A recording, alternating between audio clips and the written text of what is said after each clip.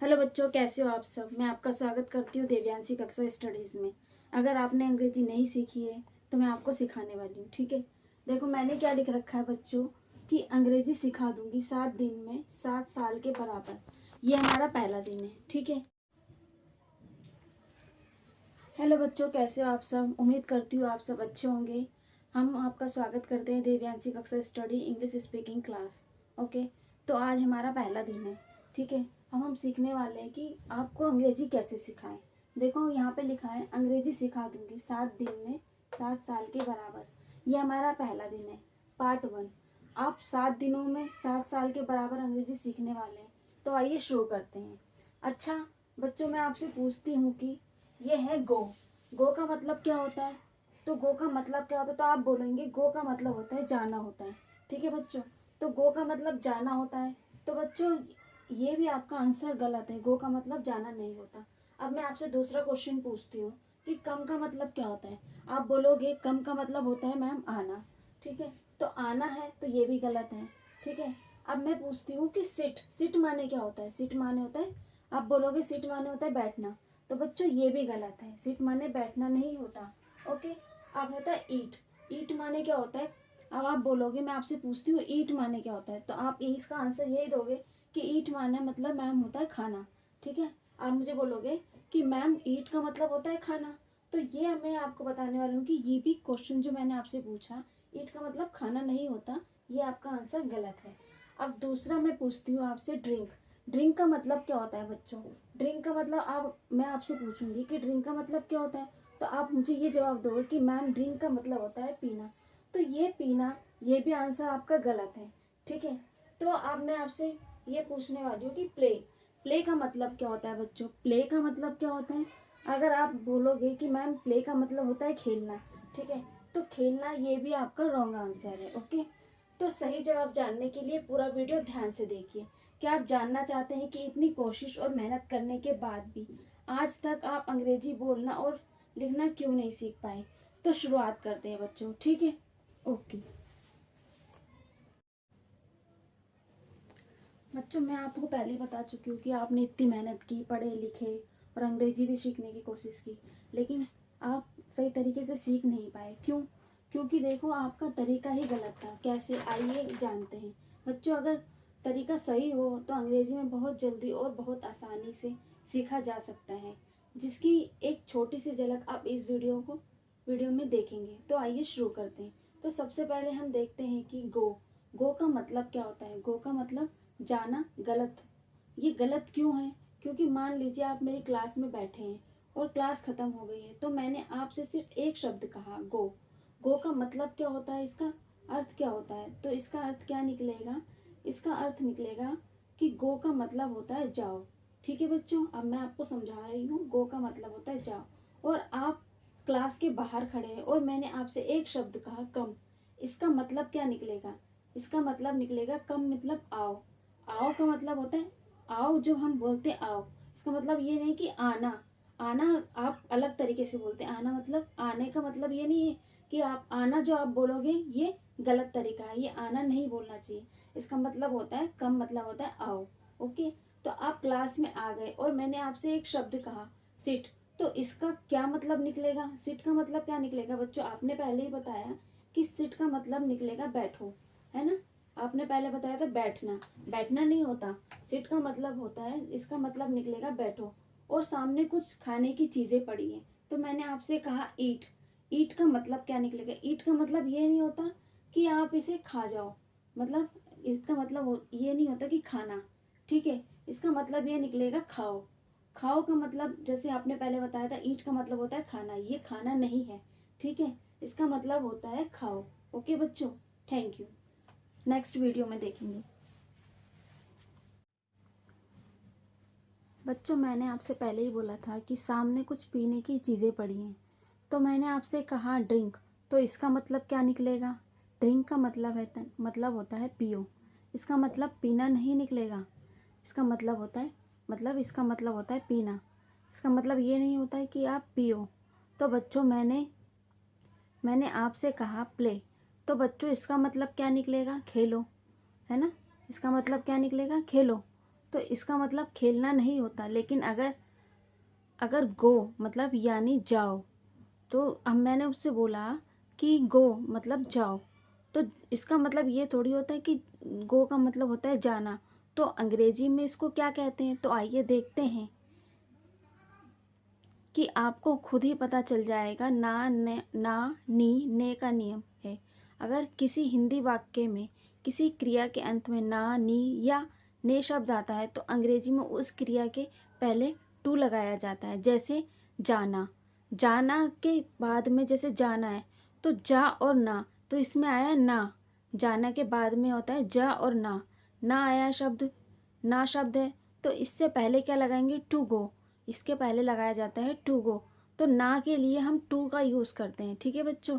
फिर उसके बाद लगाएंगे गो, इसके बाद लगाया जाता है फिर गो, फिर मतलब फिर गो, फिर ये आना की अंग्रेजी को क्या बोलेंगे, आप बताओ बच्चों।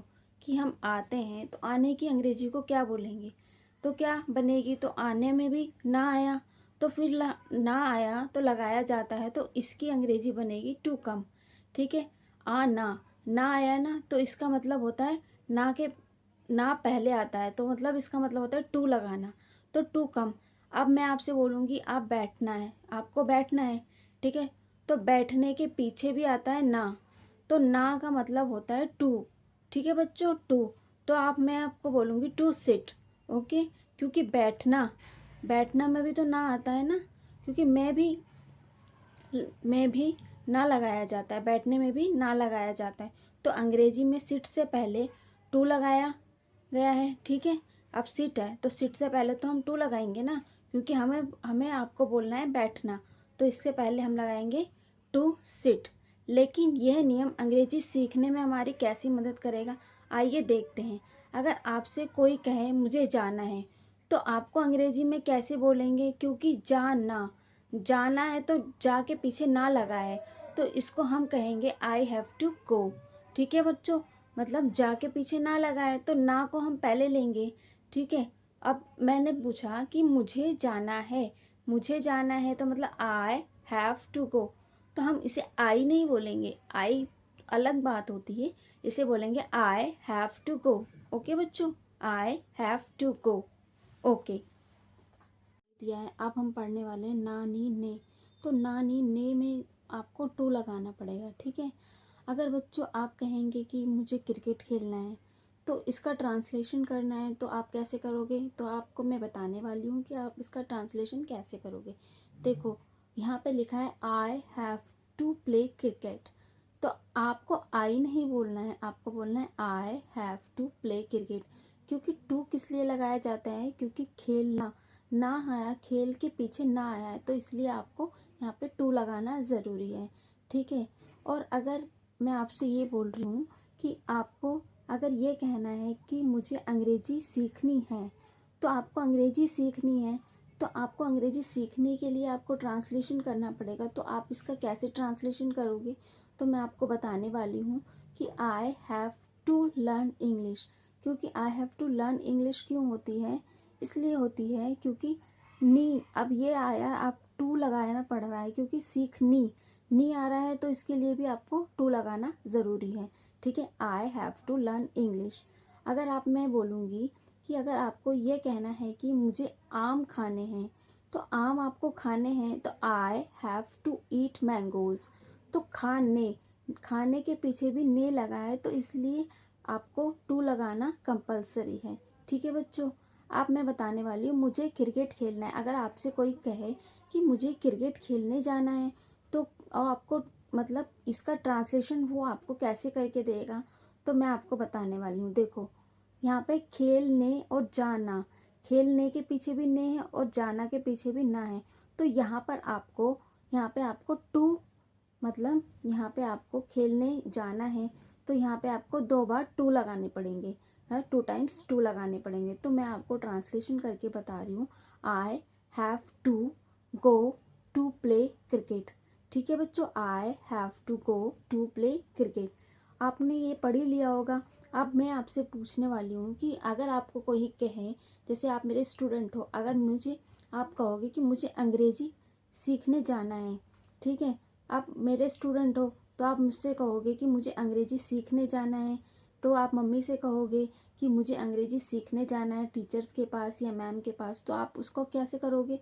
तो अगर आपसे पूछे कि अंग्रेजी सीखने जाना है तो क्या कहोगे? I have to go to learn English. ठीक है। अब ने के पीछे जैसे सीखने, ने के पीछे भी ने है सीखने, और जाना के पीछे भी ना है, तो इसमें आपको 2 टाइम्स टू लगाना है। ठीक है। I have to go to learn English. ठीक है बच्चों। अब देखो, अब ये है कि मुझे अंग्रेजी बोलना सीखने जाना है। अगर आप अपनी मम्मी से कहोगे या पापा से कहोगे कि मुझे अंग्रेजी बोलने सीखने जाना है, तो क्या कहोगे?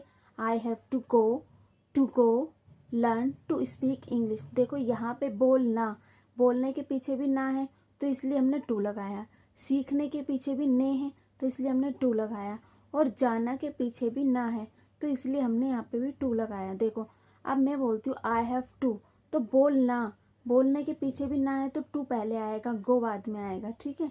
अब यहाँ पे सीखने जाना है, तो सीखने जाना है तो जाना है तो ना है, ना के पहले टू आएगा, ना को ट्रांसलेशन करेंगे टू में, और गो है तो गो मतलब होता है जाना।